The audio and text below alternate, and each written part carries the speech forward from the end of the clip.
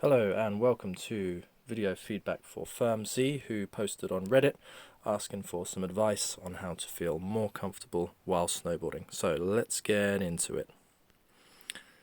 Okay, so as you can see through this run, we have a lot of rotation of the shoulder, a lot of kicking with that back foot in that kind of back foot rudder style of snowboarding that we often see, which is something that we don't generally advocate when we are teaching, and there's a few reasons why it can feel uncomfortable to snowboard in this way.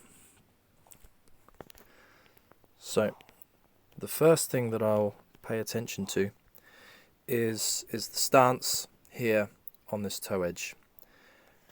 And if you're thinking about comfort, think about how is it comfortable to stand? How do you normally stand?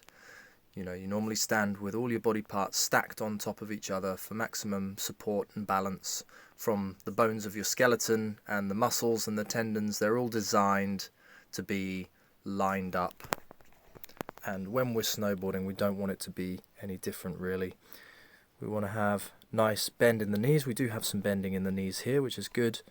But then what we would want to see is an upright stance from the torso and the arms hanging down by the side, nice and relaxed, with the head floating nicely on top of the shoulders.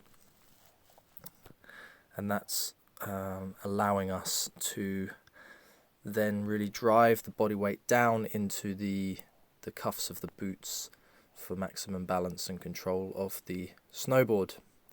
But what we're seeing here, just point this out, that we have the upper body kind of leant forwards and also is twisted open. You can see that this shoulder here at the front is opened out, and you can also see that the rider is looking behind him at the slope. Okay, so there's quite a few things that create complication while snowboarding with this. Okay, the first thing that I'm going to point out with that is that you have weight over the toe edge of the board. Okay, it's not on top of the toe edge, it's over the side of the board. It's like a man overboard kind of situation. And then you also have the hips sticking back because there's a bend in the waist, and so we have weight spreading over the heel edge, which we definitely want to avoid when we are riding toe side. So the body weight's kind of spread out all across the ground. It's kind of scattered, you see. So to get the pressure onto the cuffs of the boots and into the ground below the balls of the feet, it's gonna not feel easy. Okay, it's gonna feel like you're gonna need to use tremendous effort from your legs to really bend those boots. The balance is going to be not really easy to control as well. So just be careful of that. What I would really encourage is, like I said before, righting that stance, getting more upright, letting the hands hang down loose by the sides of the body. And then, of course, the head stacked on top. And what this allows is me to have weight really pressing down using gravity into that edge, and all I have to do in order to do that is to actually soften my legs, to take tension away from the muscles and allow the forces of gravity and also centrifugal forces to press that weight into the board for me. I wouldn't necessarily have to do anything in order for that to happen. I just need to stand correctly, stacked and lined up comfortably on the snowboard. Okay, so let's go into the next point then to make with this. So that's the balance and weight distribution aside. The next thing is we have, as I pointed out, we have this twist in the shoulder here. And what that's doing, and this is very common to see, is it's putting tension from this front shoulder here, the left shoulder, across the body through the twisted core into the right foot, and it creates this kind of rubber band effect, which you're going to see playing out with a kicking motion to swish the tail of the board over like so. Swish, there it is, like a windscreen wiper, you see. Now that's got a bit of an issue with it, because really what we want to see for good control and free riding movement of the board is we want to see curving S turns like this. Okay, all the pro riders, you know, they use this shape in their turning. It's very controlled, it looks very graceful, and they're able to explore the mountain, able to navigate between features, going over bumps, going between trees, and also going through the park, and just also steaming it on their edge down nice gentle blue runs. Whatever you want to do, you know, it opens up so much more potential when you have more use of the slope by traversing across more as you go. But what we see here is that the rider follows a very linear direction, going pretty much straight down the full line, just kind of swishing the tail, speed checking, and speed checking. It's just controlling the descent rather than actually using the equipment and the slope to the advantage. And why is it that we kind of get stuck with that? Well, first off, what we have here is what we call a counter-rotated body stance. Okay, the shoulders are turned in the opposite way to the feet and the hips, and they're fighting against each other. And it's like I said, you have this rubber band effect. It's like stretched out, twisted through the core. There's a lot of tension there, and all it wants to do is snap back into position to right itself.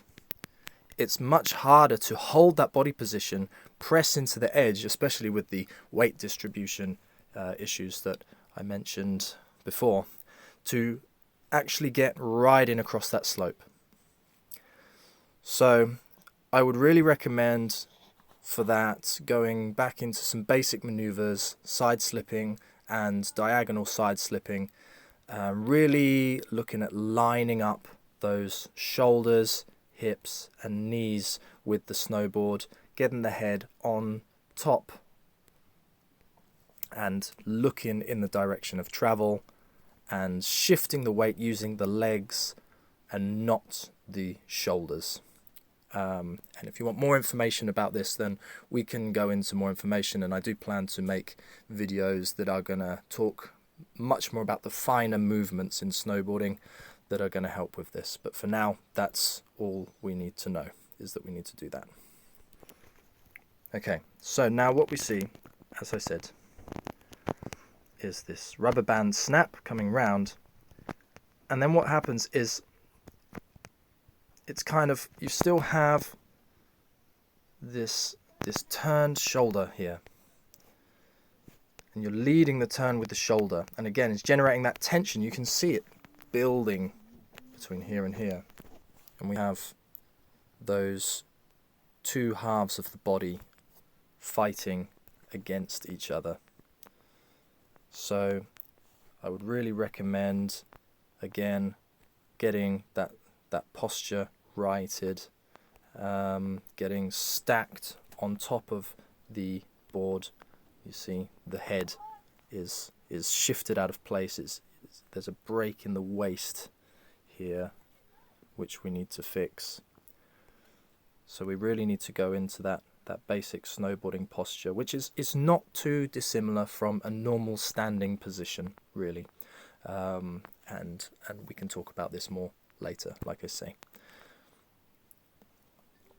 Another thing that I want to point out as well with this is, because it's the upper body which seems to be leading the show here, the legs are not being able to do the work. And if we notice, even though there is a bend in the knees, there's not a lot of leg movement. And look at this. Look at this leg here. Look at that it's like chug, chug, chug, chug, chug, chug. It's really taking impacts from the bottom of the board as you're going over the lumps. And because the legs do not have the ability to relax, because you don't have the balance on them properly, they're not able to do their job of being your suspension. And so you're really going to feel every impact from the bottom of the board really hammering through those feet and those legs. And what they do is they conduct up through the legs where you have tension, and they are going to then be absorbed here, which is, we don't really want that, because think of if you're standing upright and you take an impact in your lower belly, your abdomen, and you bend double. Think of how off balance you are when that happens. And when you have this effect here, it's like a load of little impacts, boom, boom, boom, hitting you in that core. And we do not want to be absorbing that tension through the core. We want to be absorbing it through the knees and the ankles and the boots and the equipment, which is designed to do that job. The core wants to stay in quite a static, locked position, which again we can talk about later, how to really fix that. You can also watch many videos on YouTube or take lessons with a professional instructor.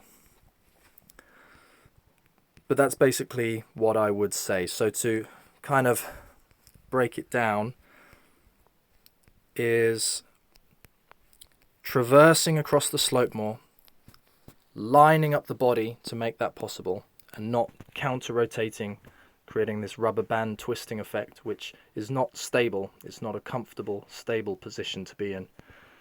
Using the slope, allowing the board to turn rather than forcing the board to turn with that twist and kick.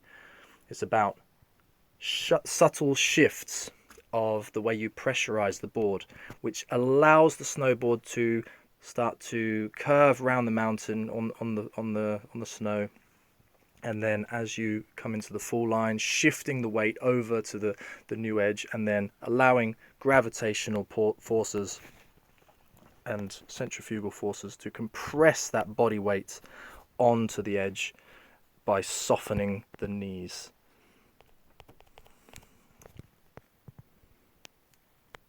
Getting that stance right, going into the basic techniques is always good for anybody, even at a pro level. Something that I always said was that the mastery of anything is just being able to do basics really, really well. So it's always good for anybody, whether you think you're great at snowboarding or not, to go into those techniques and learn them exactly how they would be, as if they were out of the textbook of an instructor's manual. Now there's just one more point that I want to make just before I do let you go, is that also we have a little bit of danger here. And it comes from this head being over here and lower body being here, this kind of uneven weight distribution makes it quite hard to get the tilt on the board, which is necessary. And if you look here, how close that edge is to catching right there. There. You know, and there's a couple of times in this video where you can see that edge just really is almost like it just nips on the slope, and if it was just a centimeter lower, then it will bite in and you would know about it while going at speeds like this. You know, let me just bring to your imagination that you can see it there as well. It's pretty much touching the slope. You really want to be careful of that. You don't want to get any nasty injuries. Because if I just play this video at full speed, I just want you to just let it run through your imagination what happens if you catch an edge going at speed like this down a steep slope, which looks like it's quite compacted snow, maybe a bit icy. You know, you really want to watch out for that. Anyway, that's all I've got to say for now on this one. If there's anything else that you would like to know about exercises that you can do on and off the slope, please feel free to write me about it. And until the next time, adios folks, and enjoy.